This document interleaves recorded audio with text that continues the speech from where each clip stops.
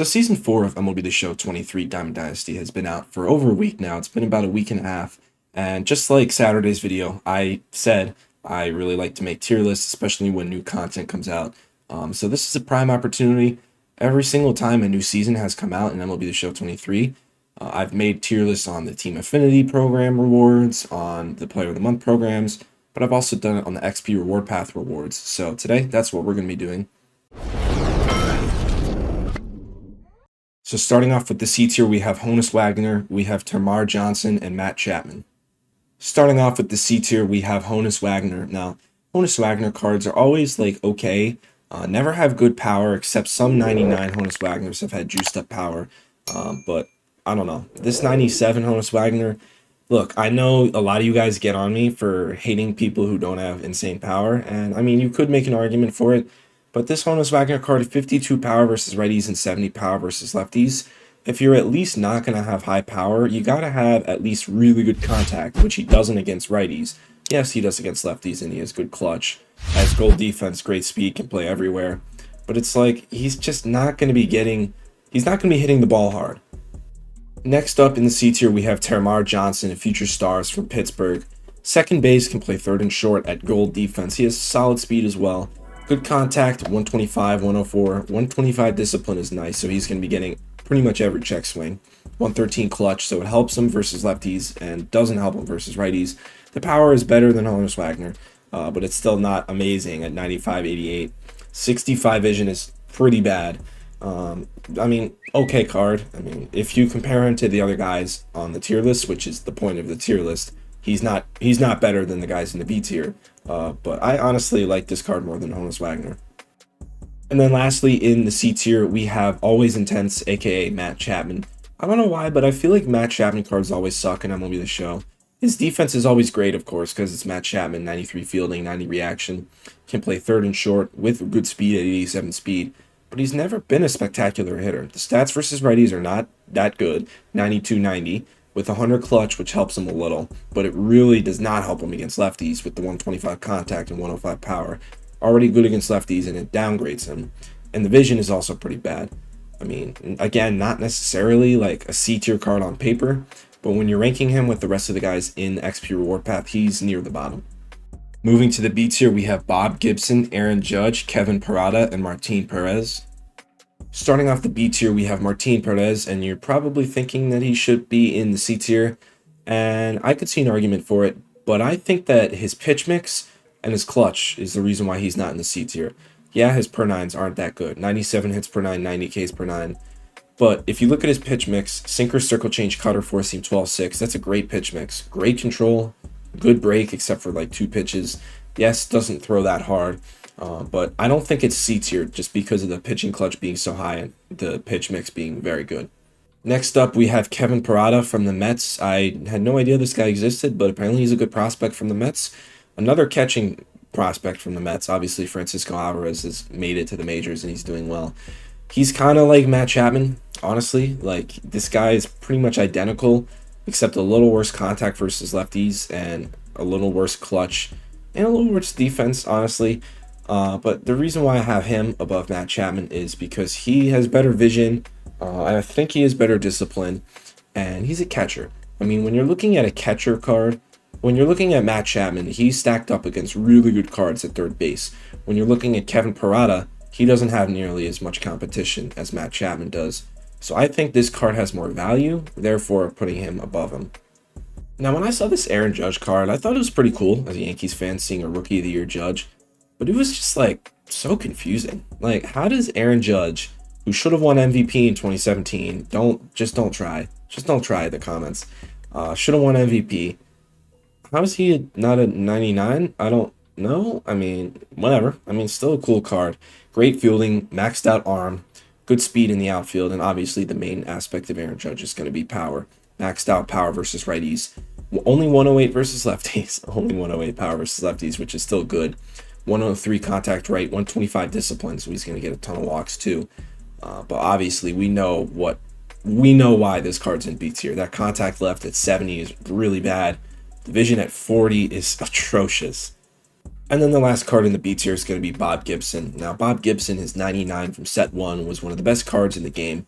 I miss that card dearly. Obviously, the 97 is going to be worse than the 99. And he's pretty comparable to Martin Perez.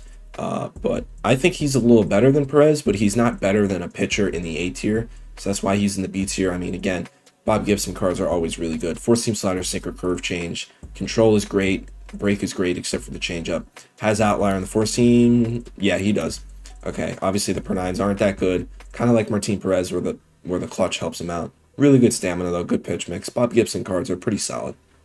Moving to the A tier, we have Max Fried and Jim Rice. Moving to the A tier, we have Max Fried, one of the players engraved in the program, 99 overall. Now, on paper, this card is pretty good, but I'm not going to put him in the same tier as some pitchers in the S tier. Now, look, this card is amazing. 102, 106 per nines. That's good, but not S tier caliber. Obviously, maxed out pitching clutch helps him. Control is elite. Break is very good. The velo hurts him a little. And I hate to say this, but the pitch mix for a lefty, I don't know why, but I really hate lefties with 12 sixes. I don't know why. I just don't think they ever work in this game. So it hurts him. Obviously, these are like crazy critiques, but it's still a very good card. And then the only other card in the A tier is the other engraved card in the program, Jim Rice, 99 overall. On paper, this card is very good hitting-wise. 120, 111 contact, 115, 102 power with 125 clutch. He's great. Vision 97, good enough. Discipline 77, you'd like that to be higher, but it's not going to hold this card back too much. The defense is in the gold. Okay speed for the outfield as well. But if you're comparing him to a certain outfielder that is in the S tier, he's so much better. So that's pretty much the only reason why Jim Rice is in A tier. And then lastly, in the S tier, we have all 5 bosses. So this is the first time it's only been the 5 bosses. So we have Manny Machado, Cliff Lee, Eric Gagne, Giancarlo Stanton, and Ernie Banks. Starting off the S tier, we have Manny Machado, snapshot series. Most of these guys are snapshot series. 117, 103 contact, 112, 100 power, 106 vision, 111 clutch, 92 discipline. So not one thing he does poorly. Discipline is a tiny bit lower, but it's fine. Defense, 99 fielding, 94 reaction, 94 arm. That's great. Can play third and short. Okay speed as well. There's not really one thing this guy can't do. This was the starting pitcher that I said is better than Max Fried. Cliff Lee obviously has comparable per nines, 100, 109 to Max Fried, and a little worse clutch, but he has such a better pitch mix, and his control is insane. Like, Cliff Lee is one of the best control pitchers of all time. Obviously, he's not one of the best pitchers of all time, but control, so good. Break, also so good. Pretty similar with the velo, but I'd take Cliff Lee over Max Fried because of the stamina and because of the pitch mix. He has the sinker. Well, they both have the sinker, but he has the cutter, circle change, knuckle curve, while Max Fried has the 12-6, which I really don't like. Eric Gagne is back. I love Eric Gagne cards in this game. That curveball at 70 miles an hour is one of the best strikeout pitches every single year in this game. You don't want to spam it and you don't want to make it too predictable, but it is so good. It is such a good strikeout pitch. And if you're looking at this card, maxed out hits per 9, Ks per 9, pitching clutch, velo, and break, and home runs per 9, even though that's a simulation stat. Control is very good except for the slider, same with the break, but you're not really throwing too many sliders with this card, honestly. Obviously has outlier on the 4-seam, throws really hard. This card is amazing, easily an endgame reliever. Next up, we have Giancarlo Stanton, and this is the outfielder I was talking about when I was talking about Jim Rice. This card is so much better than Jim Rice. Pretty much the only reason he's in the A tier is because of the Stanton card existing. Maxed out for contact left and both powers. Insane. And the contact right isn't even that bad. It's only 104. Would like it to be a little higher, but it's certainly good enough. 110 discipline, 117 clutch is great. 86 vision is good for a Stanton card. Obviously, you'd like that to be a little higher, but it's not bad. And the defense is gold, and Stanton having good speed, this is the best Stanton card we've ever had. And then lastly, to end off this tier list, we have the last boss, Ernie Banks. Shortstop, 99 overall, of course. 112, 115, 113, 111, 121, 112 for all those stats, excluding discipline. You'd like the discipline to be a little higher, but it doesn't really matter as much when you have all those stats being so high. The defense is insane too. 95 fielding, 92 reaction is great, and this Ernie card can play first and third too. Most Ernie Banks cards can only play short, so having that defensive flexibility, that helps him a lot. So yeah, that's going to be it for this video. If you guys are new here, follow me on only English. So yeah, that's going to be it for this video. If you guys are new here, follow me on all my social medias, Instagram, Twitter, TikTok. But most importantly, make sure you subscribe down here on YouTube. So yeah, see you guys in the next one. Peace.